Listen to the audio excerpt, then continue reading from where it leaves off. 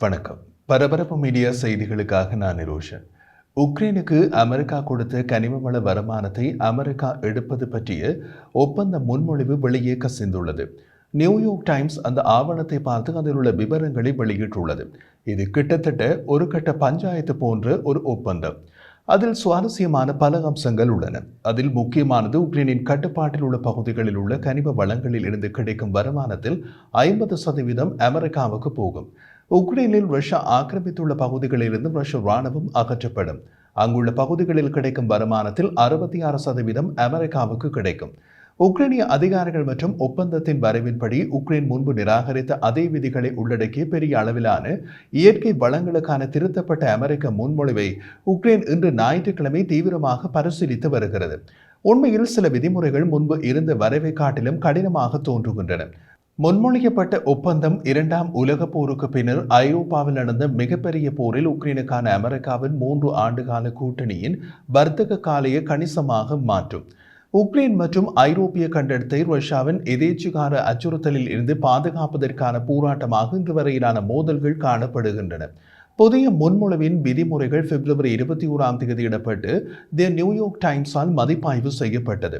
இதன்படி உக்ரைனின் கனிமங்கள் மட்டுமல்ல, எரிவாயு மற்றும் எண்ணெய் மற்றும் துறைமுகங்கள் மற்றும் பிற உள்கட்டமைப்புகளின் வருவாய் உட்பட இயற்கை வளங்களில் இருந்து வரும் வருவாயில் பாதியை உக்ரைன் அமெரிக்காவுக்கு விட்டுக் கொடுக்க வேண்டும்.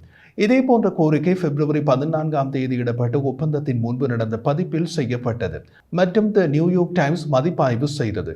உக்ரைன் தனது போர் முயற்சிகளுக்கு கூடுதல் ஆதரவை வழங்குவதற்கு திரு ட்ரம்பை வற்புறுத்துவதற்கான ஒரு வழியாக அதன் மதிப்புமிக்க இயற்கை வளங்களில் அமெரிக்காவுடன் ஒரு கூட்டாண்மைக்கான வாய்ப்பை கொடுக்க தயாராக உள்ளது.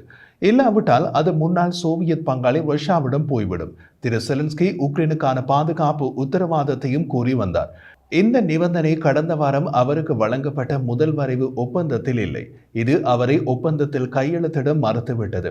ஆனால் புதிய ஆவணம் உக்ரைனிடமிருந்து தொடர்ச்சியான உறுதிமொழிகளுக்கு அழைப்பு விடுக்கும் அதே வேளையில் அமெரிக்காவிடமிருந்து பதிலுக்கு எந்த குறிப்பிட்ட பாதுகாப்பு உறுதிப்பாடுகளையும் அது இன்னமும் வழங்கவில்லை.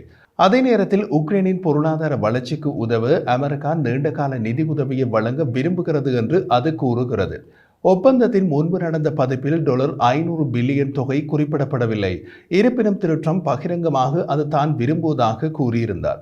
கடந்த அமெரிக்க ராணுவம் மற்றும் நிதி உதவிக்கு ஈடாக திரு ட்ரம்ப் நிதியை விரும்புகிறாரா அல்லது எதிர்கால ஆதரவுக்கும் இது பொருந்துமா என்பது தெளிவாக இல்லை. உக்ரைனின் முன்மொழியப்பட்ட விதிமுறைகளின் கீழ் இந்த ஒப்பந்தத்திற்கு உடன்படுமா என்று கூறவில்லை.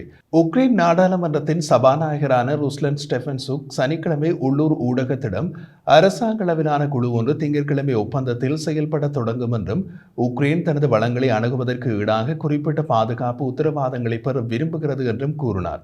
ஒப்பந்தம் கையொப்பமிடப்படுவதற்கு முன்பு அல்லது அதற்கு பின்னர் என்ன வேலை வரும் என்று அவர் சொன்னாரா என்பது தெளிவாக தெரியவில்லை. உக்ரைன் இயற்கை வளங்கள் மீதான அமெரிக்க கோரிக்கைகளை எதிர்க்க முயன்றது. ஆனால் உக்ரைனிய ஜனாதிபதி ட்ரம்பிடமிருந்து கடுமையான அழுத்தத்தை எதிர்கொண்டார். எதிர்காலத்தில் உக்ரைனுக்கு அமெரிக்கா அதிக உதவிகளை அனுப்பக்கூடும் என்று ஆவணம் பரிந்துரைக்கிறது, ஆனால் அதிக விலையில்.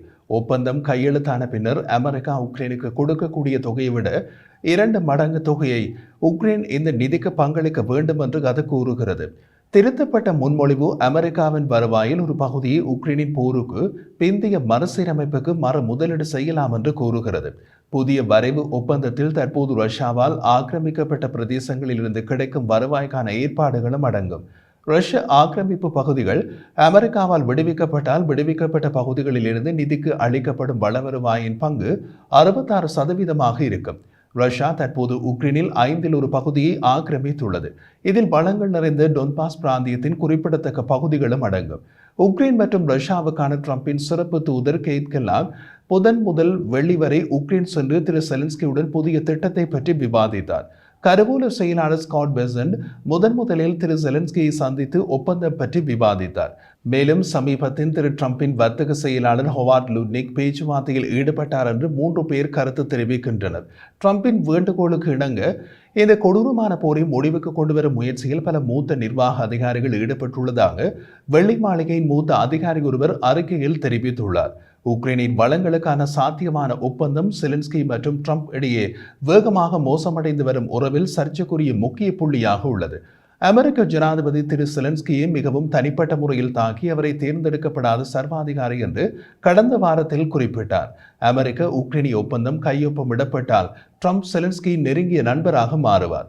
புட்டின் பயங்கர எதிரியாவார். அதுதான் ட்ரம்பின் குணவிசேஷம். அவருக்கு நிரந்தர விரோதிகள் கிடையாது. ஒரே ஒரு நிரந்தர நண்பன் மட்டுமே உண்டு. அந்த நண்பனின் பெயர் பணம்.